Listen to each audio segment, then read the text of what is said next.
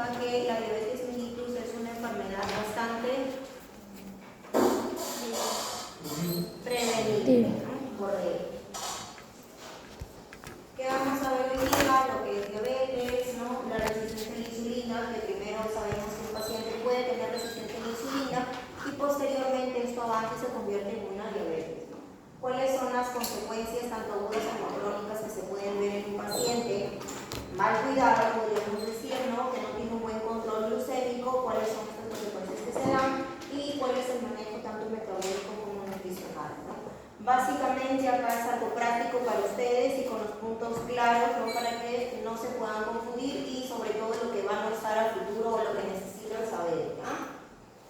Los objetivos que tenemos es que puedan conocer cuáles son los diagnósticos de la diabetes mellitus, que puedan ustedes reconocer la importancia de la atención integral en un paciente diabético, identificar las consecuencias tanto agudas como crónicas y establecer las recomendaciones nutricionales para los pacientes con diabetes. De estos 4 objetivos necesito que cada uno vea y pueda ver cuál es el que más le interesa. Al finalizar la clase le voy a preguntar. Entonces, de esos 4 objetivos, busquen uno de ellos, el que les parezca más interesante, más importante, ¿no? El que necesiten ustedes de repente saber o conocer más, ¿ya? Para empezar, entonces, hablábamos de lo que es la diabetes, ¿no? ¿Qué es la diabetes? Es una enfermedad metabólica que es crónica. ¿Por qué decimos que es una enfermedad crónica? ¿Quién me puede decir? A largo plazo y no tiene cura. Exacto. Es una enfermedad solamente controlable, ¿no? No podemos decir que esta enfermedad se curó, como en algunos casos ustedes deben haber escuchado pacientes que llegan y dicen me curé de la diabetes, que porque se fue al curandero, que tomó la hierbita, que no sé qué, que la pastillita y se curó. Dicen, no, la diabetes no se cura, se controla, ¿no? Porque está caracterizada por una hiperglucemia persistente, ¿no? ¿Qué significa eso? Que vamos a tener niveles elevados de glucosa en la sangre. ¿Cuántos tipos de diabetes tenemos? Tenemos la diabetes mellitus tipo 1 y tipo 2, que son las más conocidas. La diabetes gestacional, que se puede dar durante el embarazo, esto de acá se suele presentar posterior a la semana 20 de embarazo. Y tenemos lo que es la diabetes tipo LADA, que es una de las últimas. ¿Ustedes saben cuál es la diabetes tipo LADA? ¿Han escuchado de la diabetes tipo LADA? Muchas veces la diabetes tipo LADA se confunde al diagnosticar como una diabetes mellitus tipo 2. Pero la diferencia es de que esta diabetes es una diabetes autoinmune, así como la tipo 1. Podríamos decir que es una diabetes tipo 1 en el adulto. ¿Por qué? Porque la diabetes tipo 1, ¿dónde se presenta? En los jóvenes y en los niños, ¿no? Correcto. Entonces la diabetes LADA es una diabetes tipo 1, pero presentada en adultos que se da entre los 30 y los 50 años, más o menos en esas edades que son debut. Confundida sí con la tipo 2, pero es una diabetes que progresivamente sí o sí va a necesitar insulina, así como la tipo 1, ¿no? La tipo 2 las controlamos usualmente con ¿qué? Con medicamentos vía oral, ¿no? Porque sabemos que la reina de las medicinas en la diabetes es la metformina. Y podemos ver que la prevalencia mundial, y esto de acá son estadísticas que vienen del 2021, se dice que a nivel mundial hay una prevalencia de 537 millones. Les voy a mostrar una imagen donde podemos ver las estadísticas, que es el avance de la diabetes en el mundo. Esto de acá es a nivel del 2021, como les había dicho la cita anterior, no tenemos que eran 537 millones. Pero si observamos en esta imagen, vemos que para el 2045, ¿qué está pasando con la cifra de la diabetes? ¿Aumenta o disminuye? Aumenta. ¿Por qué creen ustedes que va a aumentar la diabetes en vez de disminuir si lo que estamos tratando de hacer es ayudar? Porque el estilo de vida ha cambiado. Porque el estilo de vida ha cambiado. ¿Por qué más? Los alimentos, no son... La alimentación, ¿no? Anteriormente decíamos que los alimentos eran mucho más sanos o saludables y decían, ¿no? Decían de la tierra la olla, de la cosecha la olla, ¿no? Actualmente existen demasiados químicos metabólicos que les están utilizando y eso también suele afectar. Eso asociado con los cambios en el estilo de vida, con los cambios ambientales, está haciendo que este tipo de enfermedades aumenten en vez de disminuir. Ahora, ¿cuál es la importancia de la nutrición en este tipo de enfermedad metabólica? ¿Qué les había dicho al inicio? ¿Cuánto reducíamos con la parte de nutrición una enfermedad? 58%. 58%. Eso es una cifra bastante alta, bastante elevada. Entonces, ¿por qué es importante la nutrición? Si tenemos una mala nutrición, ¿qué va a hacer? Es un factor principal de riesgo para que se pueda dar una enfermedad metabólica, en este caso una diabetes. ¿Y qué nos dicen? Que la mala nutrición es la causa principal de enfermedades metabólicas. La idea no es dejar de comer, sino la idea es saber comer. Si yo les muestro acá dos tipos de platos, tenemos en el primero lo que es la famosa dieta mediterránea y luego tenemos que los alimentos ultra procesados. ¿Cuál prefieren ustedes? ¿Qué es lo más rápido que consigan? Los ultraprocesados. Ultraprocesados, ¿no? Pero ¿cuál creen de estos que nos va a generar un factor de riesgo disminuido? Primero. La dieta mediterránea. ¿Lo cumplimos? No creo, porque si yo empiezo a preguntar ahorita qué han desayunado, qué han comido, qué han almorzado, no creo que cumplamos lo que es la dieta mediterránea, ¿no? Tenemos ciertos objetivos en lo que es el tratamiento nutricional. Estos son los 5 pilares. ¿Cuáles son los 5 pilares de lo que es el tratamiento nutricional? Que tengamos un buen control glucémico. ¿Tienen ustedes alguna idea de cuáles son los valores para poder tener un buen control glucémico? Hablamos eso de una persona normal. Y si hablamos de un paciente diabético, ¿manejamos en todos los pacientes los mismos valores? ¿Por qué no? Cada paciente. Por la edad. Aparte de la edad, ¿qué más puede haber? Que el paciente Tiene diferentes estilos de vida, no tanto por ahí. comorbilidades. Por las comorbilidades, ¿no? Entonces, cada paciente que ustedes manejen tiene que ser individualizado. Cada paciente es diferente. No porque un paciente le dieron metformina significa que el otro la va a tolerar igual.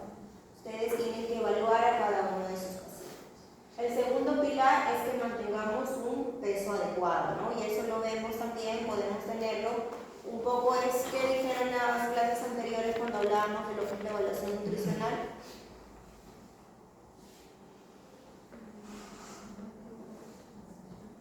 ¿Qué valores han visto? ¿Cómo sabes si tienes el peso adecuado? Con el índice de masa corporal, ¿no? Ese es uno de los medidas a tener. Hay que prevenir las complicaciones. Si ya tenemos un paciente que está con una diabetes avanzada, entre comillas, entonces lo único que podemos hacer es ayudarlo a que las complicaciones no aparezcan más rápido, ¿no? Que exista una mejor calidad de vida y, importante, siempre es la parte de la educación. Hay que educar al paciente para que el paciente pueda tener ¿qué? Una correcta alimentación. Ya, una correcta alimentación. Que sepa sobre las consecuencias si no se cuida. Que sepa sobre sus consecuencias, así es, porque si ustedes le dicen ya, el tratamiento que usted va a seguir es este, ¿no? ¿Qué pasa si ustedes lo ayudan pero el paciente no es consciente de su enfermedad? ¿Le va a servir o no le va a servir? Va a llegar a su siguiente control, los valores van a seguir elevados, ¿no? Y le va a decir, pero doctor, usted me ha dado la medicina. Y la pregunta que le van a hacer, ¿cuál sería?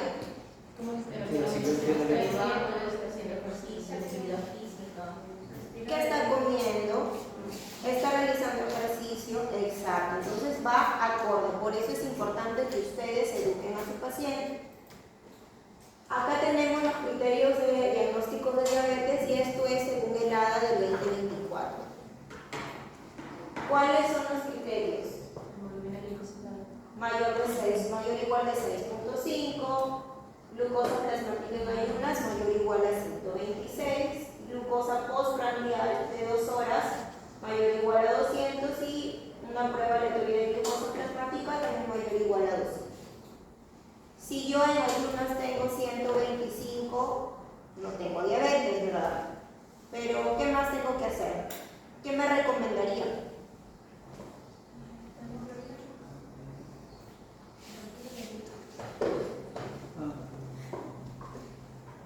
Después de comer. Hemoglobina glicosilada, ¿ya qué más podría ser? ¿Podría decir que es una prediabetes? Sí. No prediabetes. Si solamente tengo un criterio de estos 4, ¿puedo decir que es diabetes? No. No, ¿cierto? ¿Cuántos criterios necesito tener? ¿Los 4? No. 2. 2, así, 2. Entonces, si yo tengo 125 en ayunas, ciertamente digo no es diabetes. Tampoco puedo decir es una prediabetes, porque es un criterio. Necesitaría una prueba más. Y de acuerdo a ese resultado, valoramos qué más vamos a hacer con nuestro paciente.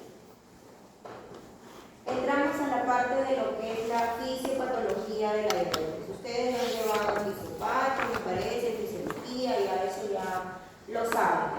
Acá, básicamente en esta imagen, lo que ustedes pueden ver es lo que es la diabetes tipo 1 con la diabetes tipo 2, ¿no? Hay que tener en cuenta que en una hay destrucción de las células y en el otro que hay.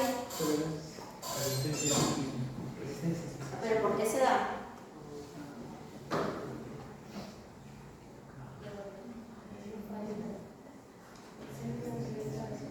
Por exceso de. Ahí está, ¿qué dicen?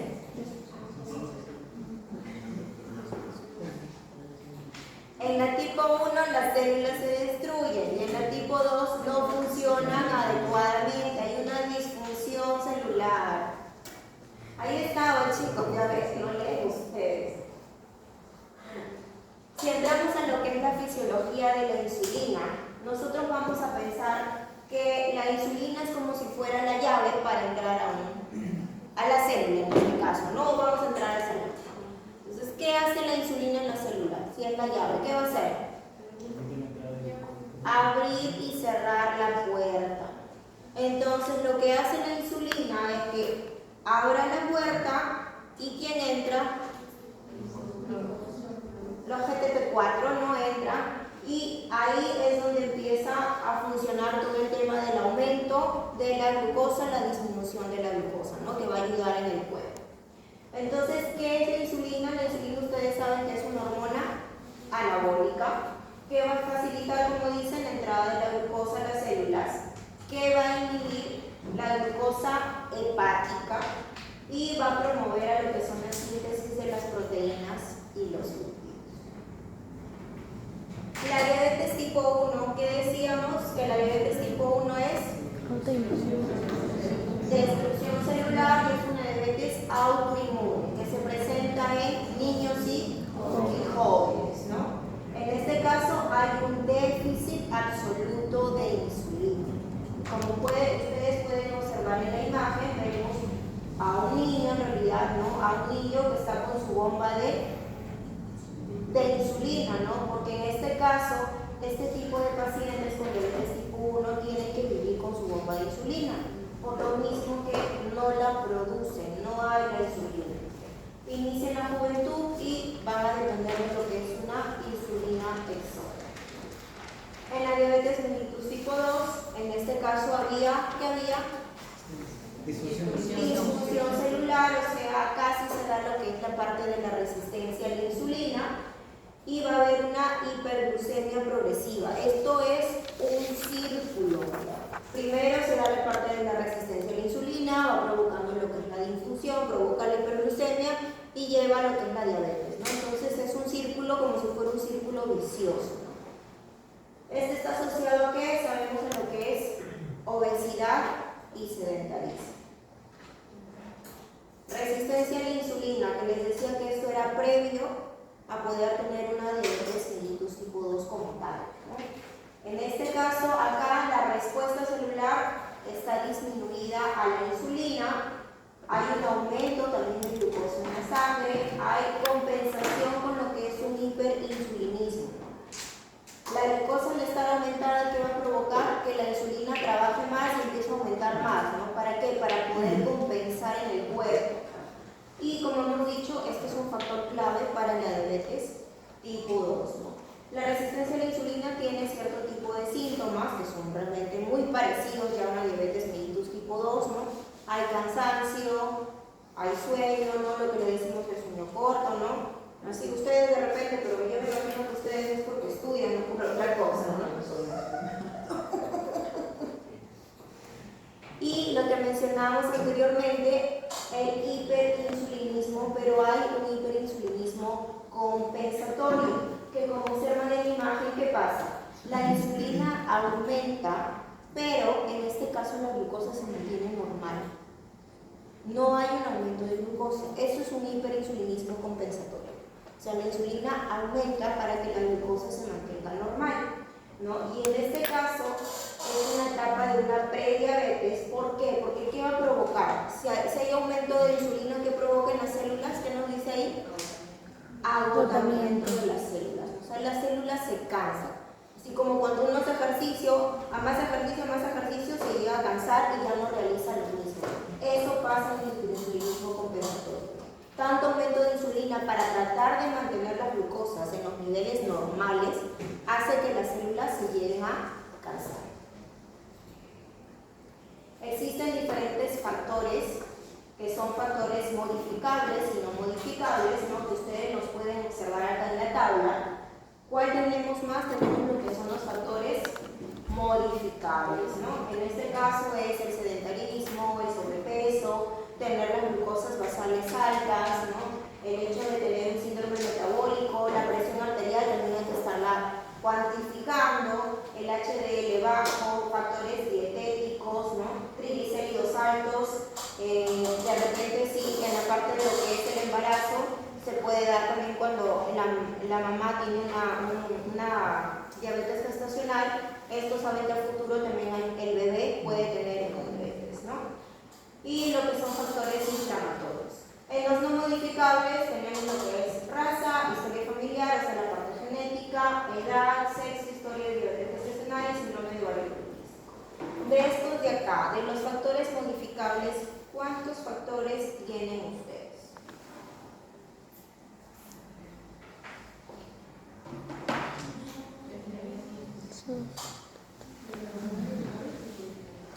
No, modificables.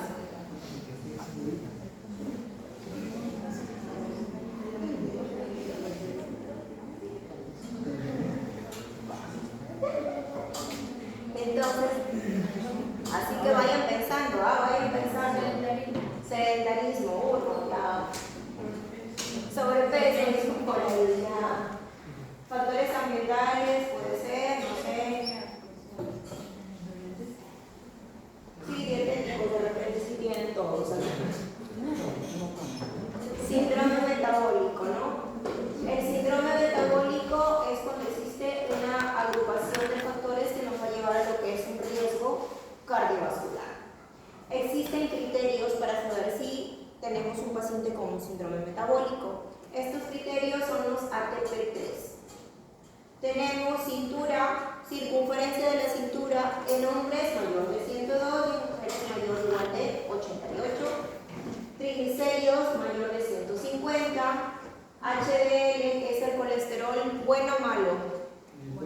Bueno, ¿no? El HDL, el colesterol bueno, en hombres menor de 40 y en mujeres menor de 50.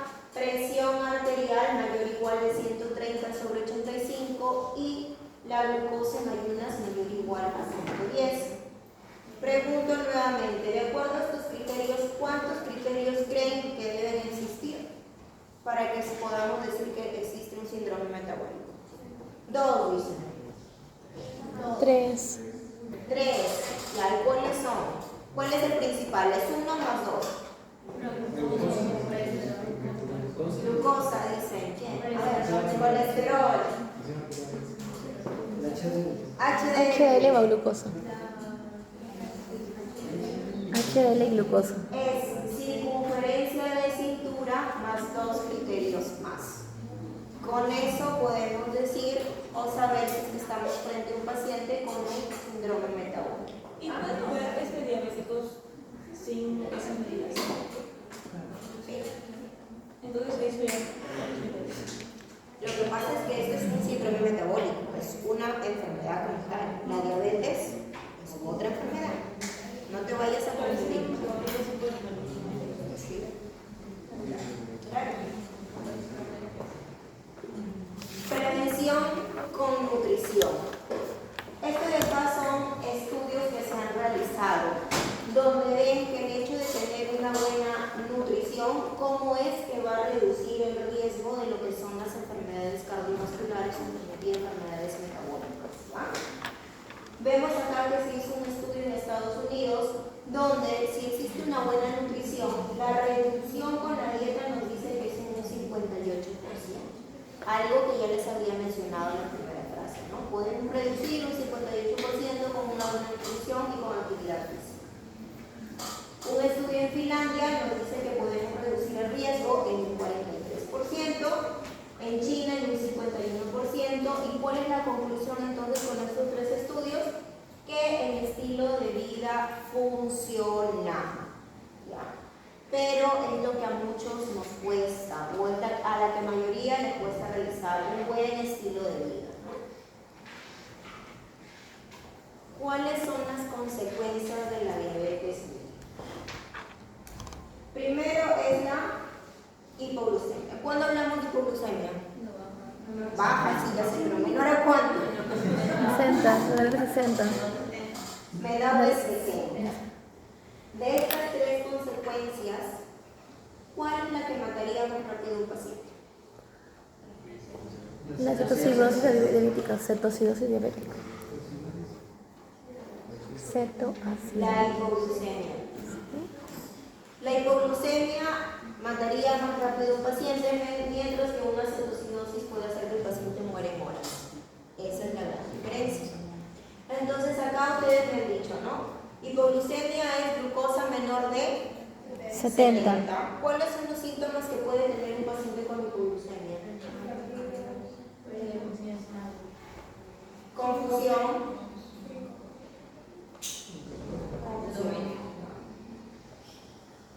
Sudoración, temblor y confusión. ¿Ya? Esos son los síntomas que puede haber en un paciente con hipoglucemia. Si ustedes tienen un paciente con hipoglucemia, ¿qué hacen?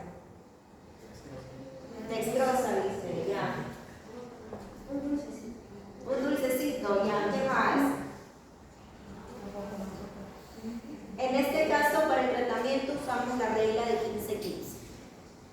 ¿Qué significa eso? Que le vamos a dar 15 gramos de carbohidrato simple, que puede ser un juguito de repente, ¿ya? ¿Y por qué 15-15? Porque en 15 minutos lo vamos a controlar. Entonces esta es la regla de 15-15. 15 gramos administran y a los 15 minutos recontrolan para ver cuántos subidos pulmones. ¿Ya? En la parte de lo que es la cetocidosis diabética, ¿cuáles son los síntomas de una cetocidosis diabética?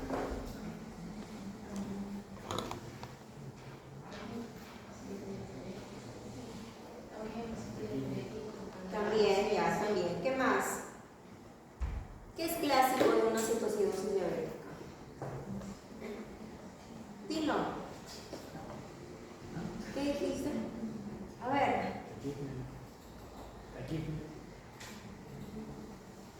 Bueno, sí, pero no. Tiene un nombre. La respiración de Kussmaul. La respiración de Kussmaul. La respiración de Kussmaul. Ahí está.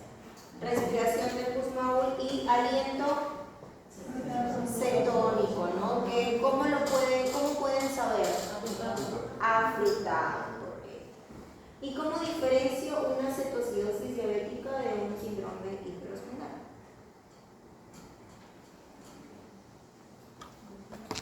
Porque en los dos vamos a encontrar glucosas muy elevadas.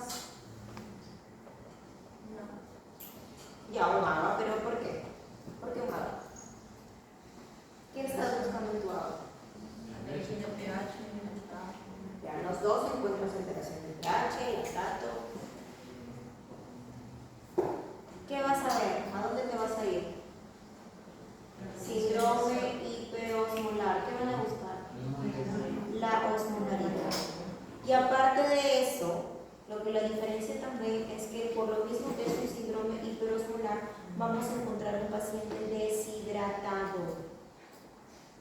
Entonces ahí es la diferencia. Aparte de lo que es la alteración de la insulina, en el síndrome hiperosmolar es alteración de la insulina más deshidratación. Seguimos con las complicaciones. Acá tenemos las complicaciones microvasculares y las complicaciones macrovasculares, ¿no? Microvasculares, la retinopatía, la nefropatía y la neuropatía. La retinopatía, ¿qué significa? Que vamos a... ¿Dónde tenemos a buscar? En la parte ocular, ¿no? ¿Qué se ve en una retinopatía diabética? Hay pérdida de la visión, ¿ya? O visión borrosa en todo caso si lo siguen estabilizando. Así es. Para ayudar a lo que es la retinopatía, necesitamos hacerle un fondo de ojo anual a tu paciente. Tienes que hacerlo anual para que puedas tener un buen seguimiento y puedas saber si es que ya está haciendo la complicación o no lo está haciendo, ¿no? Luego tenemos la nefropatía, donde existe lo que es la microalbuminuria, que significa que eso lo pueden ver cuando hay espuma en la orina de los pacientes. Esta microalbuminuria lleva lo que es una proteinuria, provocando que una enfermedad renal crónica, ¿no? Y que es importante acá, en este caso es importante para poder ayudar a que esta enfermedad no se alargue más rápido, usamos lo que son el uso de DECA y árados, porque esto va a ser protector en tus pacientes. Esto significa, tengo un paciente diabético, no hipertenso, y les llega y les dice que está usando losartán. Me imagino que sí van a saber por qué es el losartán. ¿El losartán qué es? ¿Qué familia es? En este caso, entonces, ¿por qué le estarían dando losartán al paciente si no es hipertenso? Como factor protector. Y luego tenemos lo que es la neuropatía, donde hay disminución de la sensibilidad, ¿no? En este caso, mayormente inicia en lo que son pies, exacto, los pies, ¿no? Los pies, ¿por qué? Porque el paciente empieza a perder esa sensación de que le quema, ¿no? Puede decir me quema, pero ellos no sienten cuando pisan, cuando dicen una herida, la sensibilidad la empiezan a perder, ¿no? Y luego tenemos lo que son las complicaciones macrovasculares, que tenemos las enfermedades cardiovasculares, los ACVs y las enfermedades periféricas. Como pueden ver acá, esto de acá ven lo que es un fondo de ojo donde tenemos una retina normal y una retina donde se van a ver lo que son los microaneurismas, que eso es lo que se observa en un paciente con retinopatía diabética. Una gran frase, una gran oración es que un fondo de ojo al año va a evitar la ceguera en los pacientes diabéticos. Como enfermedad cardiovascular estaba dentro de complicaciones macrovasculares, ¿no? En este caso, se dice que tener una enfermedad cardiovascular va a aumentar entre 2 a 4 veces más el riesgo de que se pueda tener un infarto o un ACV. Acá cabe resaltar que la mayoría de pacientes diabéticos no mueren por el hecho de tener su glucosa alta, sino mueren por un infarto. ¿Y por qué? Porque en este caso, en este tipo de pacientes, los infartos muchas veces suelen ser silentes, no tienen la sintomatología típica de un paciente infartado. ¿Qué más podemos decir de la enfermedad cardiovascular? Que en este caso tenemos una dislipidemia diabética, que va a aumentar lo que son los triglicéridos y disminuye lo que es el HDL, que hemos dicho que es el colesterol bueno, ¿no? Entonces, para eso, acá es muy importante el control de los lípidos y tenemos acá el uso de lo que son las estatinas de alta densidad. En este caso, en un paciente diabético con enfermedad cardiovascular, las estatinas tienen que usarla como si fuera su insulina, todos los días también. Y con esto estamos ayudando a que exista un mejor control de los lípidos. Con respecto a lo que es el control glucémico y las complicaciones, en este caso también estoy poniendo ciertos estudios que se han realizado. Con respecto a esto, vemos que hay un estudio de diabetes control y complications trial, que en este caso han estudiado pacientes con diabetes tipo 1, donde nos refiere que si nosotros disminuimos lo que es la hemoglobina glicosilada, que en este caso es el control glucémico, va a disminuir en un 76% la complicación de la retinopatía en pacientes que mantengan hemoglobina glicosilada menor de 7. Otro estudio del United Kingdom, que en este caso estudió diabetes tipo 2, pacientes diabéticos tipo 2, nos menciona que por cada 1% de disminuir la hemoglobina glicosilada, vamos a disminuir un 37% lo que son las complicaciones microvasculares. Y acá les voy a mostrar un cuadrito donde se evidencia cuál es el porcentaje de disminución por cada porcentaje de hemoglobina glicosilada que nosotros logremos disminuir. Complicaciones microvasculares nos refieren que bajan un 37%, el hecho de que el paciente sea amputado va a disminuir en un 43%, ¿no? Que existan muertes relacionadas con diabetes mellitus, 21%, infartos disminuimos en un 14%, y los ictus o los EBCs disminuyen en un 12%. ¿Qué podemos decir entonces de la hemoglobina glicosilada? Que bajar la hemoglobina glicosilada solo un punto sería como vacunar al paciente contra la ceguera, contra la diálisis y la amputación. ¿Y cómo lo vamos a lograr? Con lo que come, con lo que camina y con lo que pesa. Entonces, básico acá es importante estilo de vida saludable y el hecho de que tenga una adecuada nutrición. ¿Cuáles son nuestros objetivos del manejo nutricional? Tenemos 5 puntos acá en lo que es los objetivos del manejo nutricional, ¿no? Tenemos que el control glucémico, que justo ya los hemos mencionado también, mantener peso adecuado, controlar la presión arterial y los lípidos, retrasar las complicaciones y por último, perseverar lo que es el placer de comer. ¿Por qué? Porque la idea no es restringirlos. La idea es que tu paciente diabético disfrute su comida, pero que sepa comer. No es que deje de comer, es que le enseñemos cómo lo debe hacer y que de esa manera que él aprende le guste lo que come. ¿Ya? Para la evaluación nutricional, que este es un tema que ya se ha visto anteriormente, en este caso tenemos que ver que en los pacientes diabéticos su índice de masa corporal, la circunferencia de la cintura, ¿no? Que acá se están viendo los rangos de que en los pacientes con síndrome metabólico, ¿no? Porque esto es importante, recordatorio de 24 horas de la frecuencia de los alimentos, ¿no? Y las preferencias culturales con respecto a lo que son horarios o la actividad que ellos puedan realizar. ¿Qué les había dicho? Que cada paciente se maneja de manera individual. Nunca puedes generalizar a tu paciente. Si hablamos de la distribución de lo que son los macronutrientes, y esto es respecto a la guía de ADA del año pasado, ¿qué nos refieren los pacientes diabéticos? ¿Cómo es que vamos a distribuir estos nutrientes? Los carbohidratos nos indican que tiene que ser de un 45 a un 60% del total de kilocalorías, ¿no? Las proteínas en un 15 a un 20% y las grasas de un 20 a un 35%. Esto de acá, todo va a ser acorde al tipo de paciente también que ustedes tengan. ¿Qué es lo que realiza? ¿Qué actividades hace? De acuerdo a eso, ustedes van a manejar su porcentaje, pero siempre dentro de estos rangos.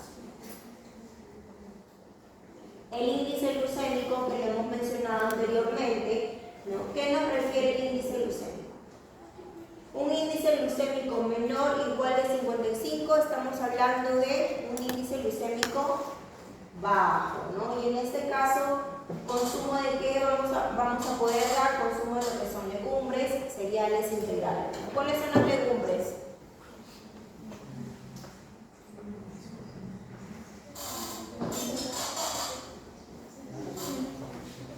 Porque si no sabe, ¿qué le van a dar de comer a su paciente? Maestra. Y cereales integrales, arroz integral. ¿Ya?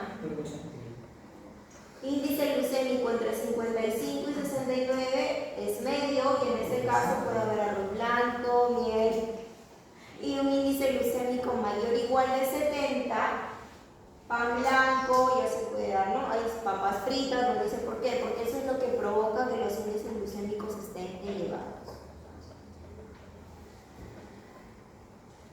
Tiene que existir lo que es un monitoreo de los carbohidratos. ¿Y por qué de los carbohidratos? ¿Qué pasa con los carbohidratos en el cuerpo? Se convierten En glucosa, en azúcar. en glucosa. Sí. Entonces, los carbohidratos van a ser, a mayor consumo de carbohidratos, mayor cantidad de glucosa, ¿no? Entonces, en este caso es importante que exista un conteo de los carbohidratos, ¿no?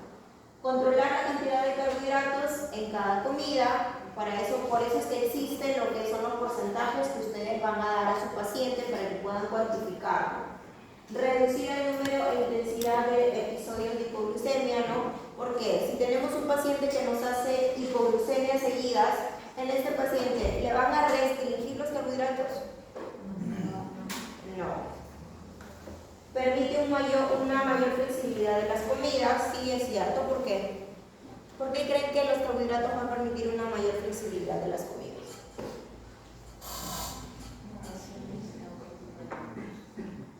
Se puede racionar otro tipo de alimentos, o sea, aumentar con 5 comidas al día, pero con otro tipo de alimentos. 5 comidas al día, ¿no? Entonces, de esta manera sí es cierto lo que ha dicho su compañera, ¿no? Lo ideal no es que se coma 3 veces al día, sino 5 veces al día, pero racionalizando. No es que coman más, por si acaso, no les estoy diciendo eso, ¿no?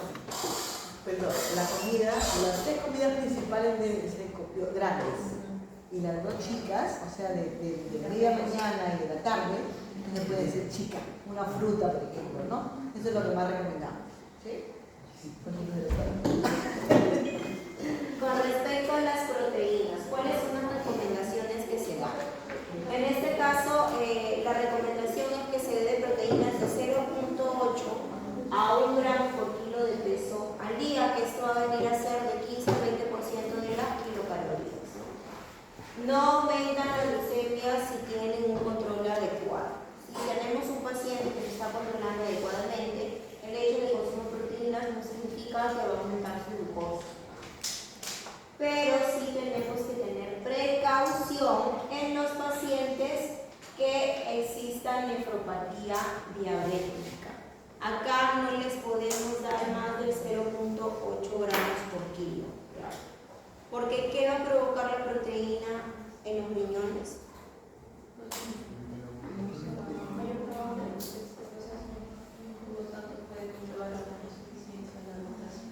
Si tenemos un paciente renal que le decimos está con una enfermedad renal crónica o un paciente con nefropatía, en este caso hacemos restricción de proteínas, ¿no? Entonces no podemos darle más de 0.8.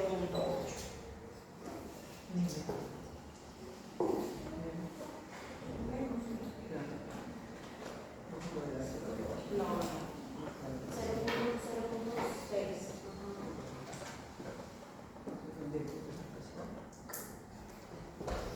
Con lo que son grasas de la calidad y cantidad. Grasas, ¿cuánto se decía que era lo que teníamos que darle? De 20 a 35 kilocalorías, ¿no? Lo que son las grasas saturadas tiene que ser menos del 7% de las kilocalorías. Tenemos que evitar las grasas trans. ¿Por qué? Porque estas son las grasas malas, ¿no? Las grasas trans, ¿no? Favorecer que lo que son los aminoácidos monoinsaturados, y en este caso, ¿dónde los encontramos? Acá está en la imagen. En el aceite de oliva y en lo que es la palta, ¿no? Estos dos de acá son los alimentos que tienen la mejor cantidad de grasas, ¿no? Y las más sanas o saludables.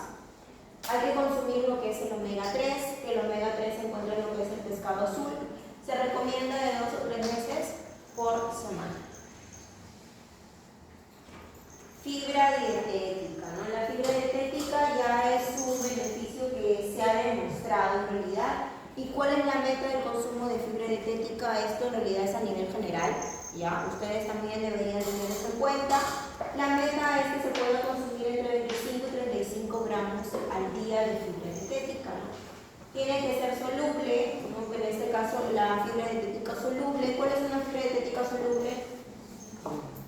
La avena, la más común, la que puedan tomar todos los días, va a disminuir la glucosa y el colesterol. Y tenemos fibra dietética insoluble que va a ayudar a lo que es la parte de la regulación intestinal, ¿no? Que son los cereales integrales. Con respecto a fibra dietética, ¿qué podemos decir? Que 5 raciones sea de fruta de verdura al día nos va a dar 25 gramos de fibra. Con esto prácticamente ya estamos llegando a nuestra meta, ¿no? O podemos decir que hemos cumplido nuestra meta diaria de lo que es el consumo de fibra. Con respecto a lo que son los edulcorantes, que muchos ya saben de estos, ¿son buenos o no son buenos? ¿Qué opinan? La famosa stevia. No son buenos. No son buenos, ¿ya? ¿Por qué? Algunos son nefrotóxicos. Porque algunos dicen yo no consumo azúcar o diabético, pero el stevia sí la consumo. Pero tienen también azúcar.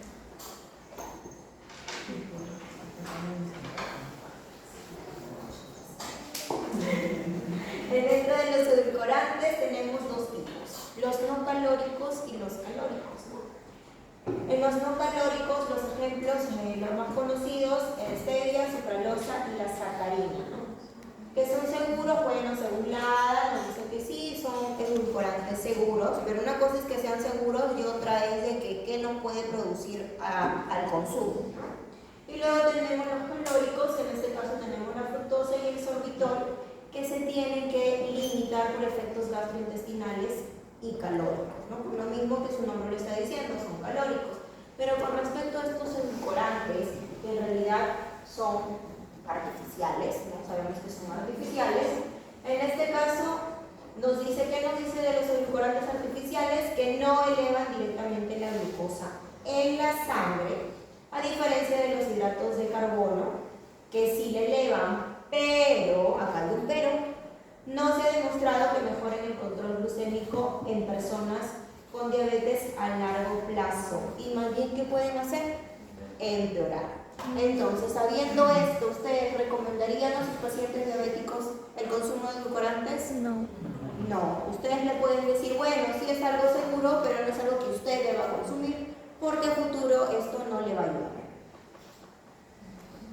Y con respecto a lo que es alcohol y diabetes, ¿un paciente diabético puede consumir alcohol?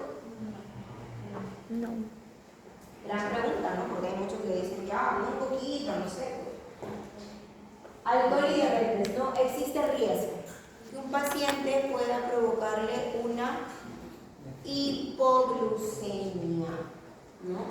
Sobre todo si tenemos un paciente que consume lo que es la insulina, se administra la insulina. Si es un paciente diabético que se administra insulina, entonces hay mayor riesgo de que le provoque hipoglucemia si consume alcohol. Y en este caso tenemos que explicarle lo que es el método, si se quiere consumir alcohol, el método de sándwich, que tiene que consumir alimento, alcohol, alimento.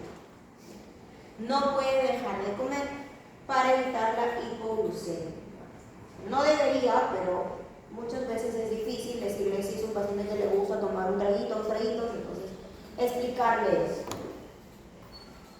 Existen diferentes límites con respecto a lo que es el hombre y la mujer del consumo de lo que es el alcohol diarios. En este caso se mide por los V. Entonces la mujer debe consumir menos o igual a un V, que equivale a 10 gramos, digamos, y el hombre menor o igual a 20, ¿no?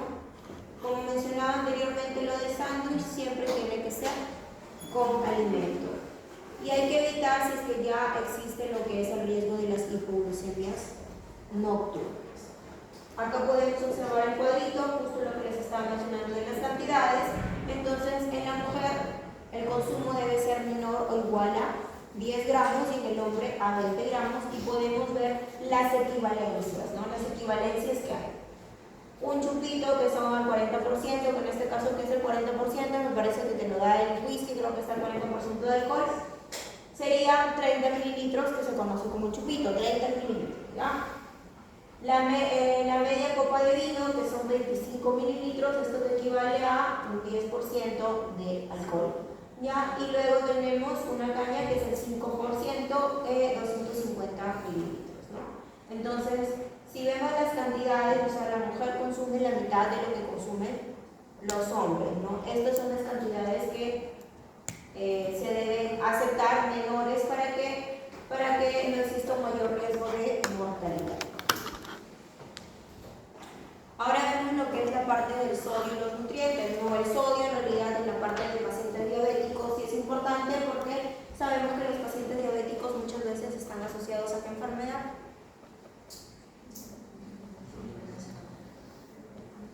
Diabetes y hipertensión arterial. ¿No? Y sabemos que el sodio va a aumentar la presión en la sangre. Entonces, sodio y los micronutrientes. El sodio se recomienda menos de 2.3 gramos siempre y cuando sea un paciente solo diabético, no hipertenso. Si estamos con un paciente hipertenso que ya tiene nefropatía, en este caso se va a disminuir el consumo de sodio a menor de 1.5 gramos, ¿ya? Magnesio se puede suplementar siempre y cuando sabemos que haya un déficit del mismo. Sin y cromo no hay una evidencia en realidad de un beneficio rutinario. Y con respecto a los antioxidantes, acá en todo caso se prefiere con el consumo de alimentos, sean las frutas o las verduras. Algo que tenemos que tener en cuenta con respecto a lo que es el sodio es de que una rebanada de pan nos da mucho más sodio de la sal que consumimos en casa. 2 rebanadas de pan nos da un promedio de 300 gramos de sodio. Es bastante. Estoy hablando de la rebanada de pan blanco, ¿no? Ustedes deberían agarrar su pan blanco vivo.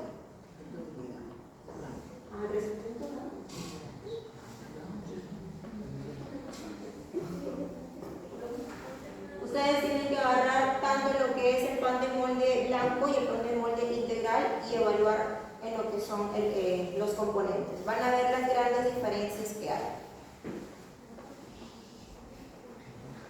Algo importante que les dije era lo que es educación al paciente. En educación al paciente, que vamos a enseñarles a que lean las etiquetas, lo que les he mencionado antes, porque en las etiquetas encontramos los aportes nutricionales que trae cada alimento. En este caso existen diferentes apps, ¿ya?, que los pueden ayudar a los pacientes diabéticos. Incluso ustedes pueden buscar, porque el app MySugar es una app que está disponible tanto para Android como para los iPhone. Les ayuda acá que ellos puedan ingresar ciertos datos y les puede ayudar a ver lo que es el control de su glucosa. Otra aplicativo que tenemos es el glucosio también está disponible para los que usamos Android y iPhone también. Y en este caso, otra parte de educación al paciente es el plato del buen comer adaptado. ¿Cómo es el porcentaje de un plato saludable? ¿Cuál es el porcentaje que se da? 25% de proteína y 2% de proteína. Y lo demás es grasas buenas.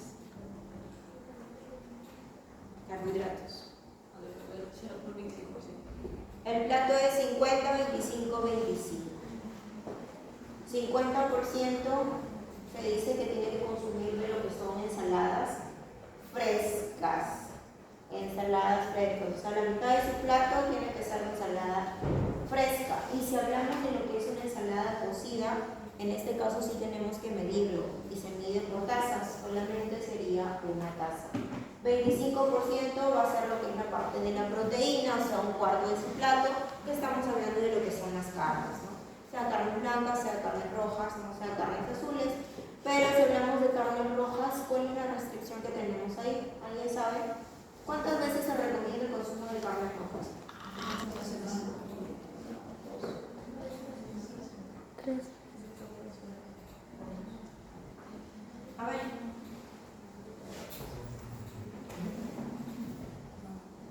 ¿Cuántas veces creen que se recomienda el consumo de carne roja? 3 por semana. 3 veces por semana. De 2 a 3. A ver, ¿quién da más, quién da menos? De 1 a 2 veces por semana. Pero si estamos hablando ya de un paciente con problemas renales, en este caso, se restringe porque la carne roja te da mayor cantidad de proteínas, ¿no? También podemos ayudarlos a los pacientes, ¿no? Con el tema de lo que son talleres de cocina y compras, ¿no? Talleres de cocina acá, con la nutricionista que les ayuda a los pacientes y compras para que ellos sepan elegir sus productos. Para terminar, chicos, entonces podemos decir como conclusión, la primera que la diabetes la prevenir. Hemos dicho que la nutrición es el pilar central del tratamiento. Que existe un enfoque tanto individualizado como educativo hacia los pacientes, ¿no? Y que el control glucémico, que significa que esto es con el tema de la hemoglobina glicosilada, ¿qué vamos a hacer? Disminuye el tema de las complicaciones y los costos. Existen diferentes retos actuales que tenemos. ¿Cuáles son los retos que tenemos con los pacientes? Es el tema de la adherencia al cambio de hábitos. O sea, hacer que nuestro paciente sea consciente de su enfermedad y por eso quiera cambiar el tema de la alimentación y el tema del ejercicio. ¿Cuál es otro reto?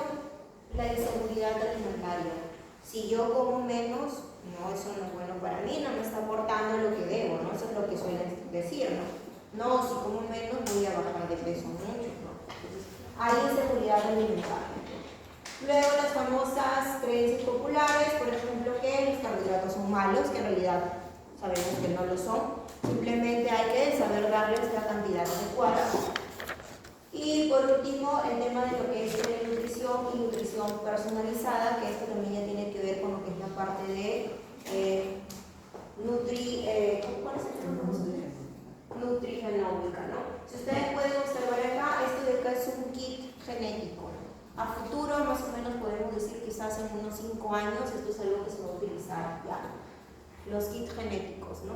Y esto va a ayudar al tema de lo que es la nutrición asociado con genética y para saber el tipo de enfermedades. ¿Alguna pregunta, chicos? ¿Dudas? ¿Todo claro? Todo claro. Entonces, si eligen su plato, eligen su futuro y la diabetes no se detiene sola, nos necesita a todos. Con respecto a los objetivos que les di, ¿quién quiere participar?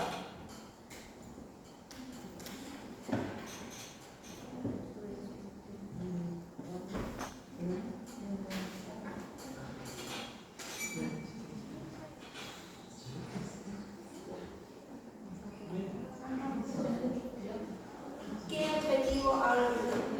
El otro, 4. El 4, manejo ya. A ver, ¿por qué les pareció eso más interesante? No, doctora, era la diapositiva 4. A ver. ¿Cuál? Reconocer la importancia de la atención integral del paciente diabético. ¿Quién dijo el segundo? ¿Qué aprendiste de eso?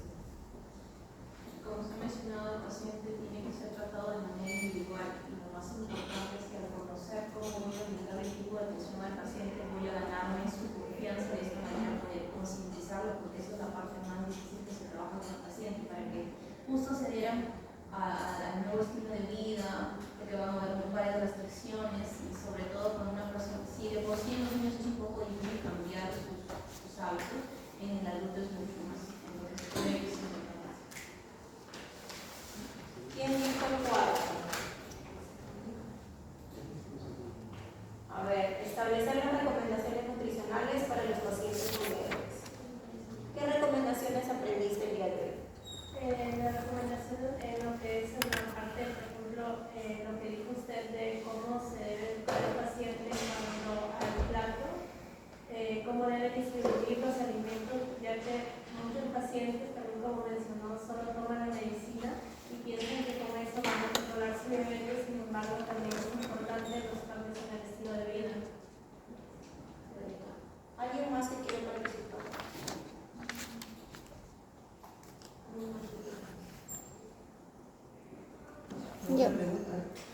Bueno, también el objetivo, el último, establecer las recomendaciones nacionales para pacientes con diabetes mellitus. Creo que es muy importante, ¿no? Conocer, por ejemplo, lo que usted mencionó de que si un paciente quiere tomar alcohol, ¿no? Y es, por ejemplo, un evento familiar, tenga que conocer de que tiene que tomar, pero ir comiendo, comer y tomar, ¿no? Y también que si es un paciente que tiene esa enfermedad, debe ya no consumir carne roja. No necesariamente no comer carne roja. Si ya tiene la enfermedad del principio de una nefropatía, Claro, ahí sí, evitarla. pero paciente no le vas a prohibir la carne roja si es de su agrado también, ¿no? Claro. Un paciente diabético no tiene ninguna complicación, puedes darle. Claro. La carne roja la restringes Para cuando los- hay nefropatía. ¿Ya? ¿Qué pasó, hija? También me parece interesante el tercer objetivo, que dice que debemos identificar los consecuencias. Yo pienso que de repente necesitando de eso el paciente debe hacer más conciencia de hacer un cambio en el estilo de vida de su dieta para que ¿Y cuáles serán las complicaciones que hay? el diabético puede tener ceguera, ¿Qué diabético lo pones dentro de neuro?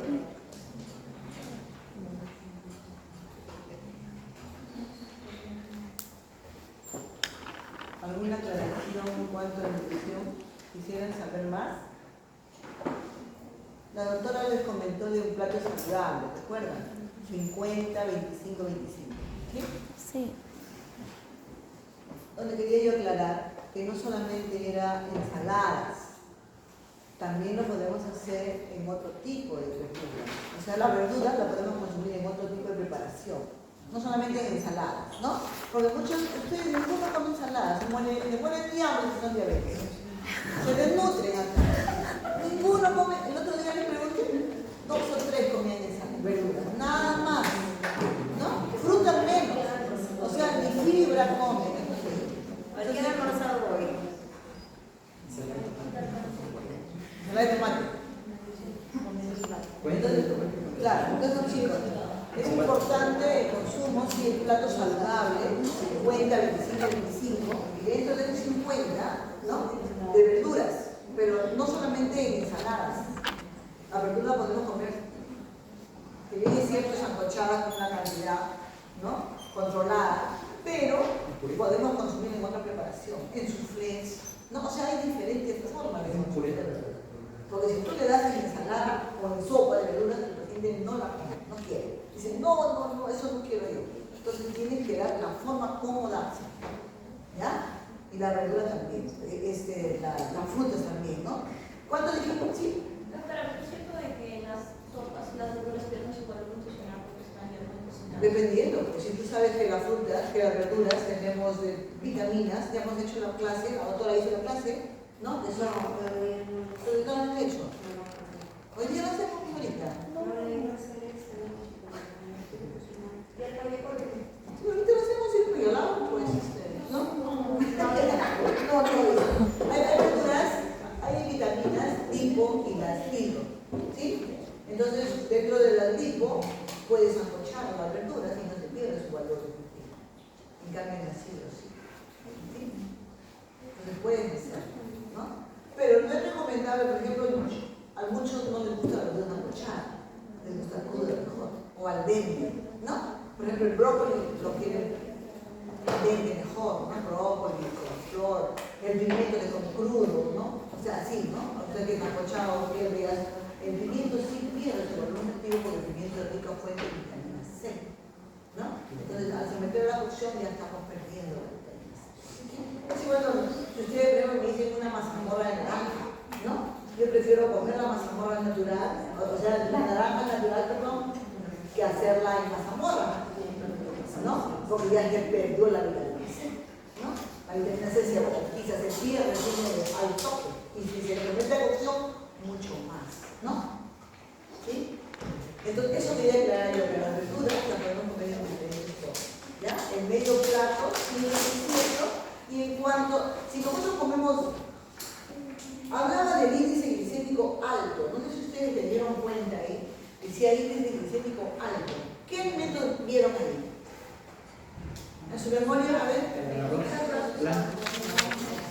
Ah, A ver. legumbres, cereales, integral. No, en alto, en alto. Ah, ya. Papas fritas, Fritas. ¿no? Claro, papas fritas de salto, por si acaso, ¿no? Sí, Muchos de papas. ustedes son muy consumidores de papas fritas, Sí. ¿sí? Entonces están consumiendo bastante bien de televisión, ¿sí? No es diabético ninguno, por ahora, ¿no? Espero que no. Ojalá. Teníamos una... ¿Tú eres diabético? No, y sobre los jugos, Tampoco, eso aumenta el índice glicémico también. Al ser sometidos y procesados ya a ciertas máquinas, ¿no? Entonces ya va aumentando el índice glicémico. Por eso es mucho mejor recomendar la fruta al natural. Por eso tienes unas buenas muelas para darle, ¿no? Trabajo con el para almorzar, con agüita. Para almorzar, agua, pues refresco. Refresco puede ser una limonada, si gustas, ¿no? Es que es diferente el ¿Perdón? jugo a refresco. No se refiere a procesado, sino a preparar el jugo en casa. No es igual que Cuando hablamos de un refresco, hablamos, ¿qué cosa es un refresco para ustedes? ¿Qué cosa es un jugo? A ver, ¿qué cosa es un jugo? es un ¿Y refresco. qué es un refresco? ¿Ah? Jugo de frutas. ¿Cómo es el jugo? ¿Es como un extracto? ¿O no? Sí. No, el extracto es solamente extracto, ¿no? Extracto. El jugo es más concentrado. Y el refresco es más líquido. O sea, es poca fruta, ¿no? Y más agüita. Ese es un refresco, o sea, es diferente. Entonces tú me decías que para tu almuerzo, ¿qué vas a consumir después de tu almuerzo? Puede ser agua, que es lo más recomendable, o puede ser refresco, ¿no? Refresco también puede ser, ¿no? Pues si tienes jugo, toma jugo, pero te va a aumentar el índice. O sea, bajo tu conciencia está. Si tomas jugo, te aumenta el índice glicémico, ¿no? De repente es 5 glicemia, pues, ¿no? ¿Sí? ¿Qué más? A ver, ¿qué más? Pregúntenme, aprovechen. Aprovechen, negocien, pero ahorita ya tienen acá. Ahorita antes del examen, que la otra semana. Pero lo que quise ver, y lo que es sobre la luz intermitente es siempre no recomendado. Porque Yo no lo recomiendo.